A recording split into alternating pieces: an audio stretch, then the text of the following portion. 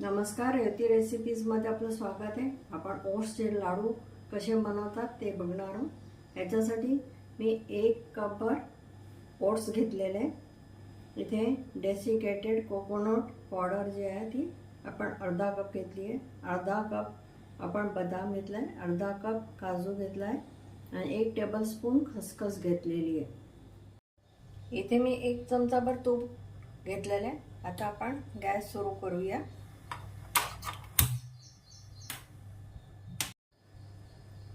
आता आपण हे तूप पातळ झाले आहे, विरघळलेले आहे। त्याच्यामध्ये आपण ओट्स घालूया।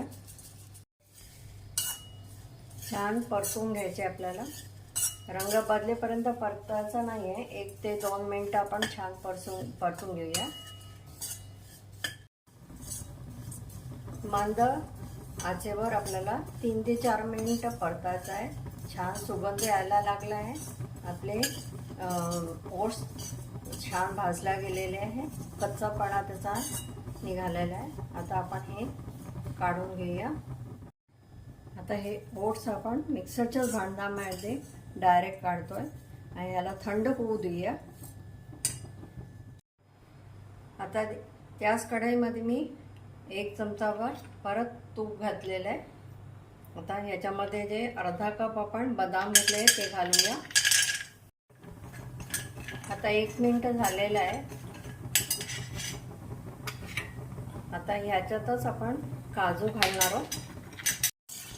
तर काजू घालून परत 1 मिनिट आपण हलवून घेणार आहोत। अर्धा ते 1 मिनिट आपण त्याला परतून घेणार आहोत, म्हणजे काजूचा कच्चापणा निघून जातो।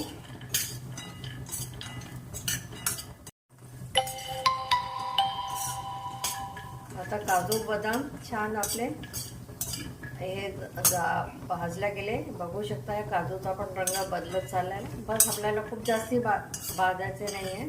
आता हे आपण एका प्लेट मध्ये काढून घेऊया।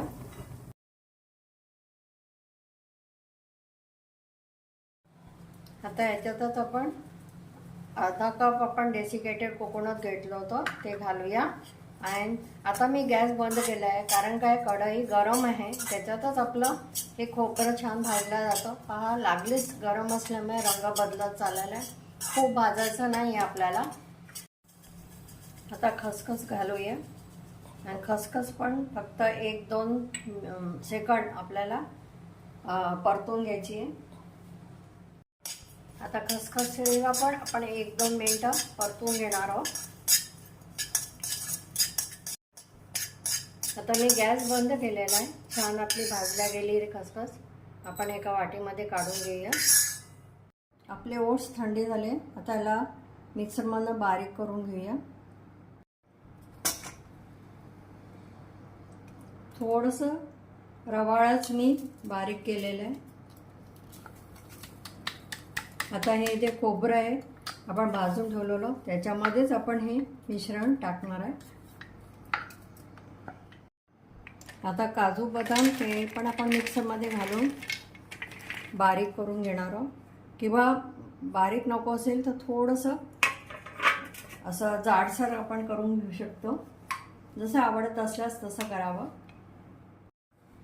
आता काजू बदामचं पण आपण मिक्सरमधून काढून घेतलेलं आहे।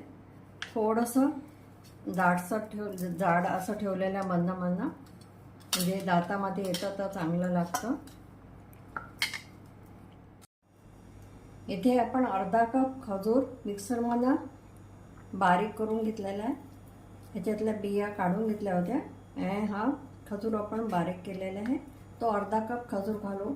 आपण इथे गूळ किंवा साखरचा न वापर करता आपण पौष्टिक असे ओट्सचे लाडू तयार करून आलेले आहे।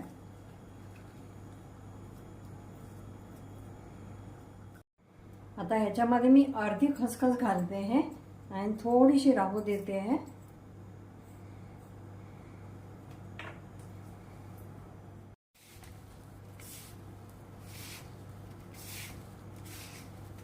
आता आपण खजूर चांगला मिक्स करून घेऊया पहिल्यांदा।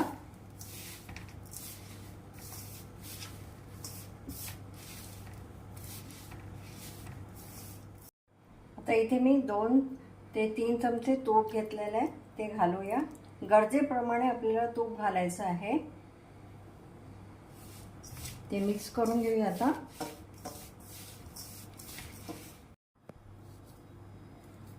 असं गरजेप्रमाणे हा लाडू जसा आपला वळला जातो इथपर्यंत आपल्याला तूप घालायचं आहे.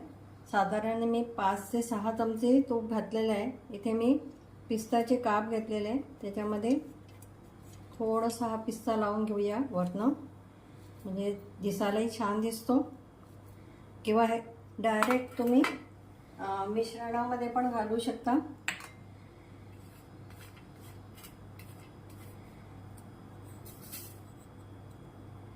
तयार झालेला आहे. मी इथे खसखस थोडीशी ठेवली होती, ती खसखस इथे मी लाडूला वरनं लावून घेते, म्हणजे लाडू दिसायला खूप छान दिसतात. असे सगळे लाडू आपण करून घेऊया.